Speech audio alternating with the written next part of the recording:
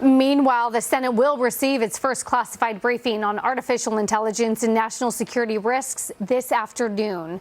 Pleased to say that joining us now is the Oklahoma Senator Mullin. Senator, are you worried that AI gives our hostile competitors, our enemies, a leg up in the battlefield?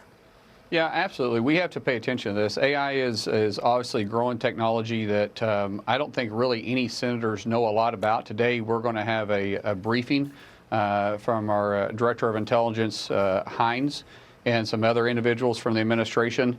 I think we have to come together, much like we did, and I'm very serious of this, much like we did on our nuclear technology. And as a world, we have to look and be very serious about this. We've got to control the technology on to some degree on where it goes. I think those that are in the lead on AI, including Elon Musk, who says that this is dangerous and that we have to take a very serious look moving forward, I think that's a warning. That industry is telling us that Congress needs to act, and how we act, we don't want to stifle technology. We want to continue to move forward and make sure it works for our benefit, but that it isn't detrimental to us moving forward either, and making sure bad actors don't get a hold of it. Senator, I want to stay on national security. NATO Security General Jens Stoltenberg announcing NATO will extend an invitation to Ukraine to join the alliance when, quote, members agree and conditions are met. Now, I hear them talking about expanding NATO. Sweden's part of that conversation. Ukraine maybe someday. But as I understand it, most of the members of that group still don't pay their share of the fees to run NATO. Why are we talking about expanding it to anybody when those who are in the group right now don't step up and meet their commitments?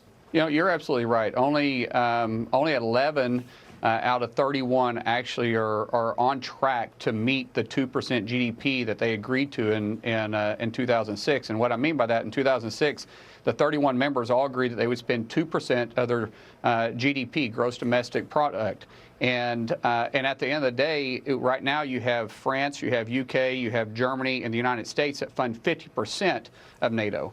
That can't be sustainable. And even out of the 8 that actually have met their 2% of GDP, that is actual different numbers. For instance, I was in Europe recently meeting with some countries. I'll leave one of the countries out just because I don't want to throw them underneath the bus, talking to their defense minister, and they said, well, we reached 2% of our GDP, but it's revenue received, not gross domestic, but it's revenue received. So you're absolutely correct. Why are we talking about expanding it when we have 20 members that aren't even on track, and only 8 that actually, in whatever math they want to use, actually meets the requirement of the 2%. Senator, can I quickly follow on the report that Hillary Vaughn gave at the top of the segment? We were talking about dark money and artificial intelligence as we head into an election year. There are a lot of issues here. The Democrats, as soon as something impacts them, they cry foul. But when it's working to their advantage, nobody seems to say anything. These are big issues as we head into 2024. And obviously, this isn't an administration